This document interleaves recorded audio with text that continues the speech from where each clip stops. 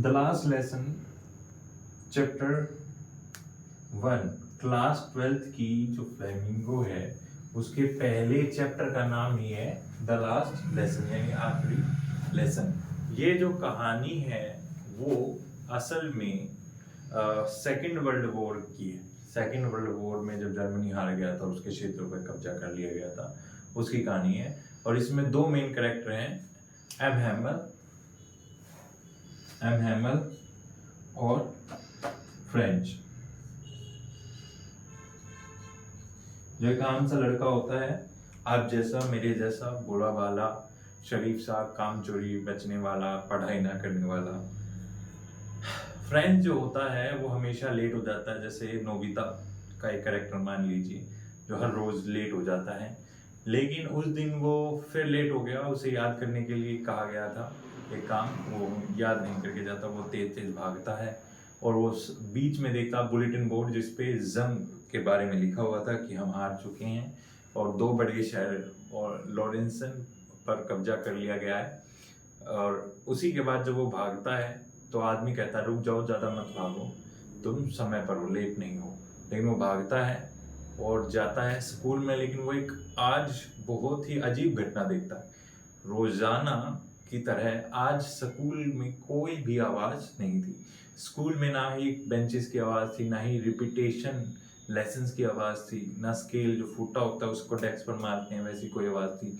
Sunday morning की तरह school में बिल्कुल शांति थी, एकदम सन्नाटा, भूतिया वाला जो भूत बंगला होता है उसकी तरह।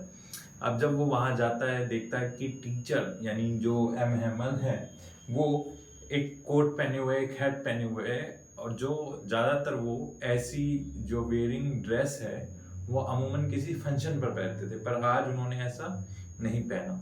आज उन्होंने एनुअल फंक्शन वाली या कोई खास दिन वाली ड्रेस पहनी थी।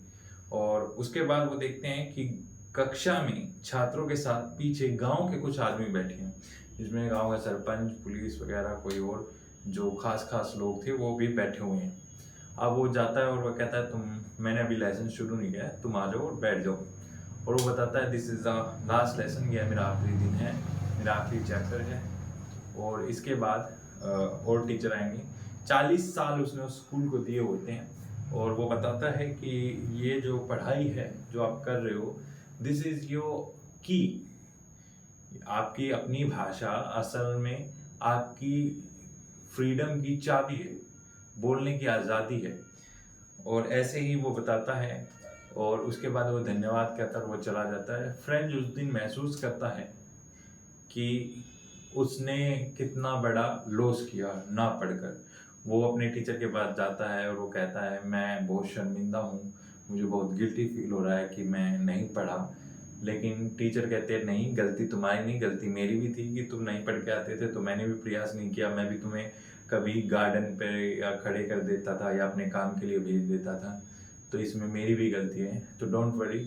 और अंत में जो टीचर है वो भावुक होकर क्लास में ऐसे ही बोर्ड पर एक चीज़ लिख के जाते हैं, आई लव फ्रेंच। तो ये है कि मुझे फ्रेंच भाषा से प्यार है, और यही समाप्ति हो जाती है। अब इसमें जो कैरेक्टर स्केच आएगा वो दो इंसानों पर आएगा, एम हैमल या फ्रेंच पर, जो सबसे मेन टॉपिक है और जिसमें हर साल सवाल आता ही आता है। तो अच्छी तरह इस चैप्टर की समरी पढ़ के जाएं, समझ के जाएं और अच्छे से सवाल करके जाएं। ऐसी और जानकारी के लिए हमें लाइक और सब्सक्राइब जरूर करें। Thank you.